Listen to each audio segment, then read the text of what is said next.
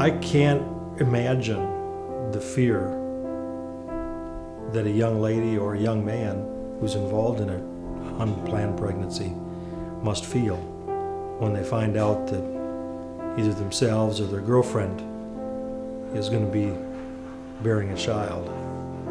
If you find yourself in a crisis or unplanned pregnancy situation, please don't turn to someone who is offering no hope for an answer. New Beginnings offers hope. New Beginnings offers an opportunity for the life of that child. Welcome back to Meeke. Thank you so much for sticking around. I'm always excited when things just kind of work out in a way that I think is really neat and shows that the Lord is involved in pulling this show together. We've decided to highlight adoption. I just have such a conviction that this is really a model that we have adopted, if you will, from God himself. If you are in the family of God, you've been grafted in to the body of Christ, then that act is adoption. The scripture supports that. But greater than that, November is National Adoption Month. And as we set out to plan this show, I didn't realize that. It just sort of, I had heard of a story of a girl who was adopted, and she had a touching story, and I thought, I want her to tell her story. And then I thought, well, we've got to have New Beginnings on to talk about what it is that they do and how they impact the community. Absolutely. And then here you go, November, National Adoption Month. So joining me in studio right now is Tom Veely, who is the president of New Beginnings, and you'll talk about in just a second how you got involved in, I guess, fighting to give kids a forever home, a forever family. And Steve Drury, who is the founder of New Beginnings International Adoption and Family Services. Thank you, gentlemen, so much for being here today. All right. Great to I be really here. appreciate it. Steve, let's go back. How many years ago was it that you and your wife woke up one morning, maybe you had a dream and you said, you know what, we're going to start an adoption agency and we're going to place kids in families? Is that how it happened? No, not exactly. When my wife and I both, before we got married, she worked at a residential children's facility after she got out of college, about 40 miles from here, and I worked at one here. And when we decided to get married, she had the oldest girl from that children's facility stand up with her. I had the oldest boy from the residential facility I was working at stand up with me. We had 100 kids at our wedding and maybe 50, 60 adults. Wow. And then we pastored in Oklahoma for a while, and when the position opened up at this one facility, they elected us without even applying for it. So at the age of 28, my wife and I legally became parents of 67 kids. Wow. And over our next total 26 years in group setting, residential facilities, we raised close to 700 children. And out of that, Meeke, is what came the passion that every child deserves a forever family. Yeah. Because I saw the necessity of the residential facility, but I liken it to a hospital. When a child has been abused, neglected, abandoned, there is a hospice or respite, if you please, to help them. But like a hospital, I want to go there when I'm ill, but I don't want to live there the rest of my life. And so we became very passionate as we saw children linger in the system, that was not Christ's way of lingering when you needed help. He provided adoption. So we opened up New Beginnings as an answer for older children who deserve forever family. And of course, because the facility we were working at was a national residential facility, we got a lot of calls for, can you help us with a birth mother who's in crisis pregnancy, or can you help us find a child to adopt? So that was the basis of us starting New Beginnings. Wow, that's so exciting. And so you said 26 years. Yes. Over 700 children. Yes.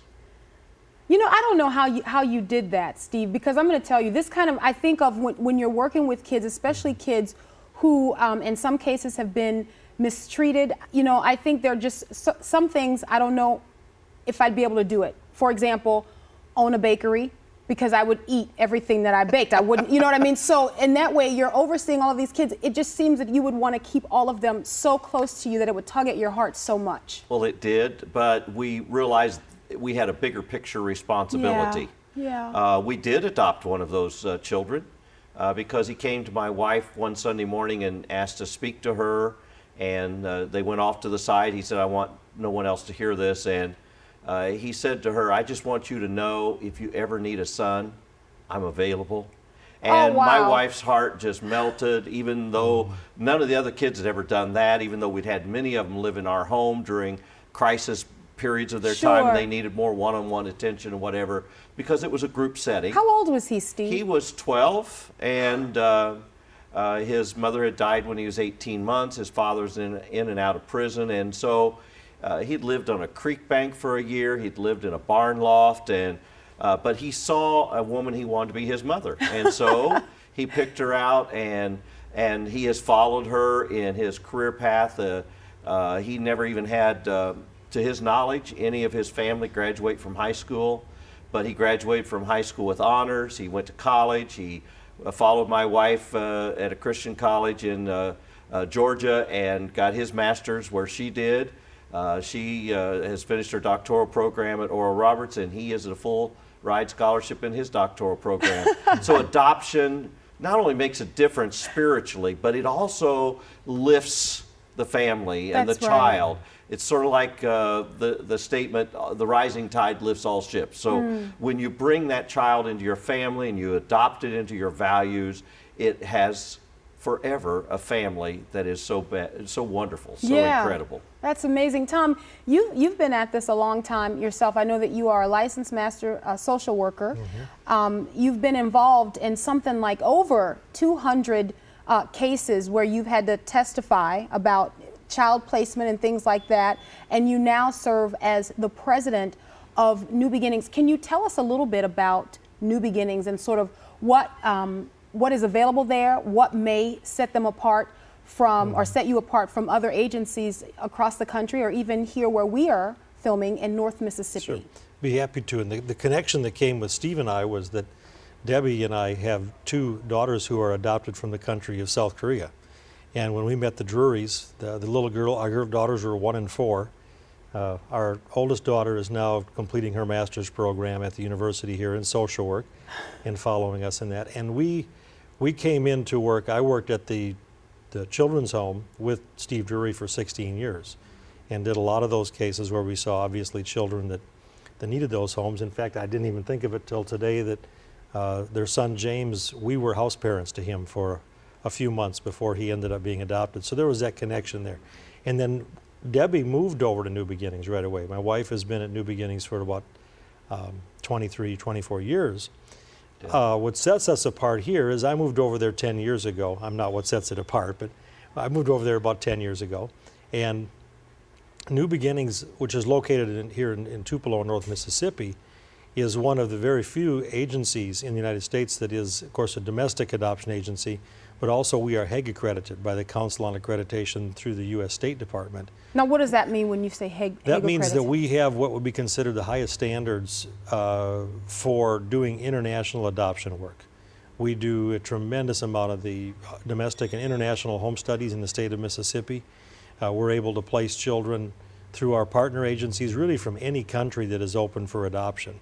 So we can provide a wide range of services and full services as far as an adoption agency is concerned. We're not an agency that is limited to we place only older children, or we place children domestically, or we place children from 1 or 2 countries.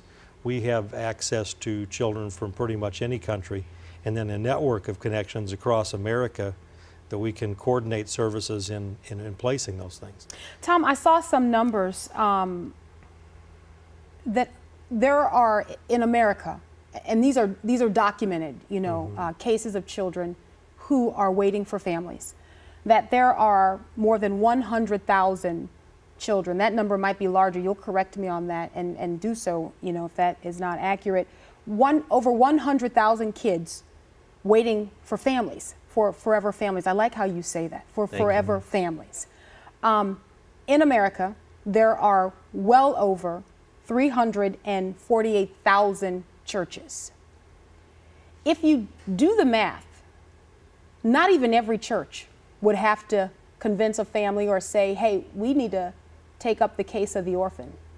And you could eradicate or wipe out orphans in America. Why does the math seem so simple, but the hurdle still so great? That's $1 million question. I mean, when you look at the numbers, you think, well, if we just, and then there'd be some families that would say, well, you know what? Our eyes weren't open to adoption and all of our kids are grown and out of the way. We could take 3 kids, or we could take, what are the objections? What do you think are the misconceptions out there that maybe hold people back? Yeah, first of all, I'm not familiar with all of the current numbers, and I won't, yours sound like they would be very, very close to what they would certainly be. One thing you would question, first of all, is how many of the children they say are available or in the system across America are truly available for adoption. I think everybody would agree that there is some breakdown in the system that provides children being what we would call free for adoption or available for adoption. So first of all, that could be one of the barriers that's out there. Secondly, with churches, why we don't follow the scriptural admonition of James 1:27 to care for the fatherless and widows, I don't know. It would be great if we did. Then as far as the parents adopting those children, I think I would put a good part of the blame, probably 2 different directions. One is on the media. It's aggravating, I think that's a good word for it. It's aggravating when I read a story that says, adopted boy steals car. Yeah. I never read the story that says natural born child steals car. The distinction just isn't made. Yeah. It's not there. You put adoption in front of this child, and somehow we as a society label that type of cases. Now, when somebody walks into the church setting and they've got the little baby in their arms, adoption is great, adoption is wonderful, it's warm, it's fuzzy, it's tremendous.